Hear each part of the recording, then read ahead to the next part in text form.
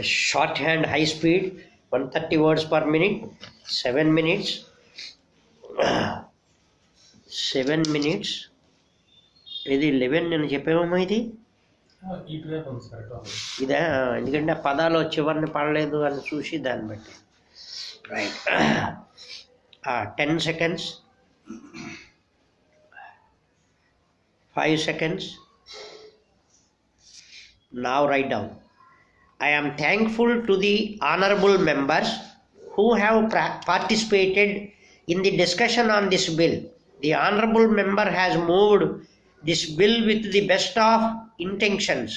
There is no difference between him and the government as far as the script of the bill and the objectives which he wants to achieve are concerned. Having said this, I would like to point out that there are certain features of the bill which we have to take into consideration carefully. For the benefit of the House, I may point out that the major point in this bill is that industrial houses and business concerns with a capital of rupees 5 lakhs or above should be converted into cooperative societies, and that the owners and labor and staff should become the owners members of such a society. I may say that this particular approach of this, namely of converting the business concerns into cooperatives or cooperative societies, will not achieve the desired objective which he has in mind. There are also certain constitutional safeguards as far as this bill is concerned. I may just indicate what these are. First, Parliament is not competent to enact legislation saying that all industrial units and business concerns should be converted into cooperative societies, because trade and commerce is within the jurisdiction of the states. Even cooperative societies is a state subject. Taking over these under the management of cooperative societies without deciding the question of compensation may also involve certain constitutional problems. There is also another point. Cooperative societies may not be the correct organizational forms for industrial growth in a vast country like ours. Then it is now accepted by the largest body of opinion in our country that the large scale industrialization based on heavy industrial growth is the basic foundation on which industrialization and development can take place. In a vast country like India, we have certain commitments to our people. We have certain national objectives. We have an international attitude and policy. Therefore, it is very necessary that this country stands on its own legs and become self-reliant. This is absolutely essential. Industrialization based on heavy industry or based on core sector is fully justified. It does not make a difference between the public sector undertakings and the private sector undertakings. The bill suffers from one grave infirmity. The honorable member speaks about industry. He does not speak about land. Land is a very large sector in which there is wealth.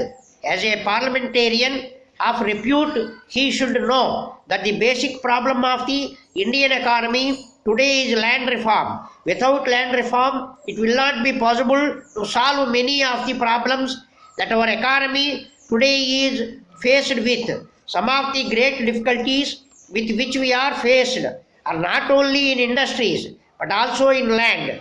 A large part of wealth is in urban property. As far as this bill is concerned, there is a large body of acceptance in this country that these disparities have to go. Sir, the honorable member wants that all concerned with a capital of rupees 5 lakhs should be converted into cooperatives. Disparities are no doubt continuing. Concentration of economic power is also continuing. What is the strategy that we have to follow? Should we be self-reliant by industrialization alone? At the same time, we have also to bring about reduction in disparities in income to the extent possible in our own conditions. There has to be a leveling up of wages and salaries, and concentration of economic power has also to be reduced to the extent possible.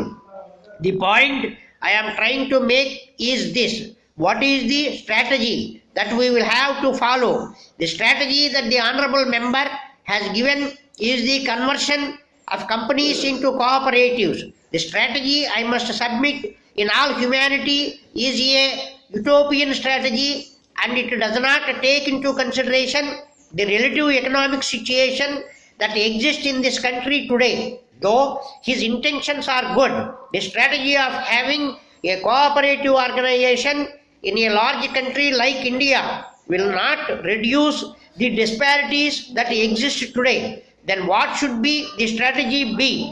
One strategy which Dr. Sen had indicated was nationalization of all big industries, foreign as well as Indian, as a means of reducing to the concentration of economic power. I heard an honorable member who is not here at the moment saying that this was beyond the capacity of the present government.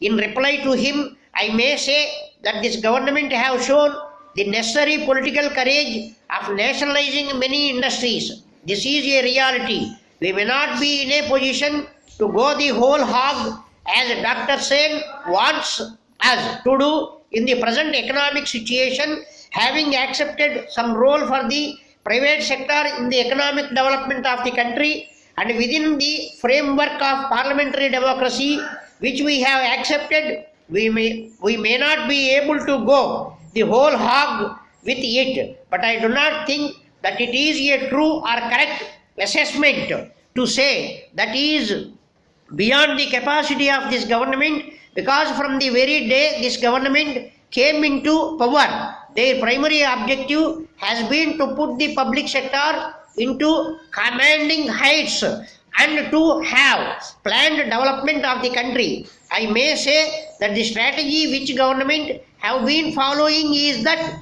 through planned development we try to bring about industrialization.